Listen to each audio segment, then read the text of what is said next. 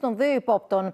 Τόσο ο 44χρονος όσο και ο 51χρονος εξακολουθούν να αρνούνται κάθε ανάμειξη, με τον ανακριτή να δηλώνει πως οι ισχυρισμοί τους καταρρίπτονται από μαρτυρίες που εξασφαλίστηκαν.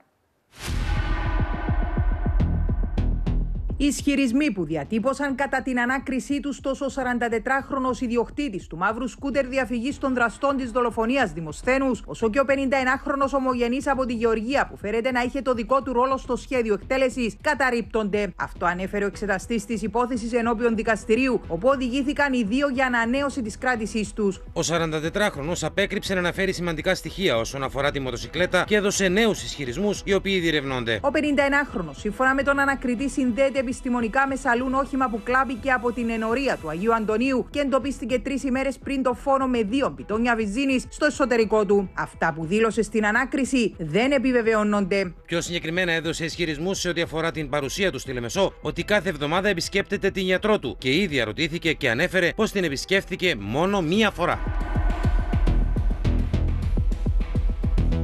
Οι συνήγοροι υπεράσπισης έφεραν ένσταση στην κράτηση των δύο υπόπτων και το δικαστήριο επεφύλαξε την απόφασή του για αύριο το πρωί. Η αστυνομία θα ζητήσει αύριο την ανανέωση της κράτησης και για τους δύο άλλους υπόπτους ηλικίας 30 και 58 ετών. Σε συναγερμό τέθηκε η αστυνομική διεύθυνση Λεμεσού όταν εντοπίστηκε κινητό τηλέφωνο στην κατοχή του ενός εκ των υπόπτων της υπόθεσης φόνου εκ προμελέτης. Όπως αποκάλυψε ο Α, ο ύποπτος κρατούσε κινητό και φορτιστή, τα οποία, όπως είπε, προμηθεύτηκε από άλλο κρατούμενο. Η συσκευή, σύμφωνα με τις πληροφορίες, στάληκε για εργαστηριακές εξετάσεις, ενώ για την υπόθεση έχει διαταχθεί διοικητική έρευνα. Σε ακόμη ένα σκάνδαλο ξεπλήματος χρήματος πρωταγωνιστεί η Κύπρος, κυρίες και κύριοι, με τις βελγικές και γαλλικές αρχές να πραγματοποιούν απόβαση στη Λεμεσό και την Europol να προχωρεί σε μπαράζ συλλήψεων για την υπόθεση. Ο δήμαρχος Πάφου Φέδωνος μιλά για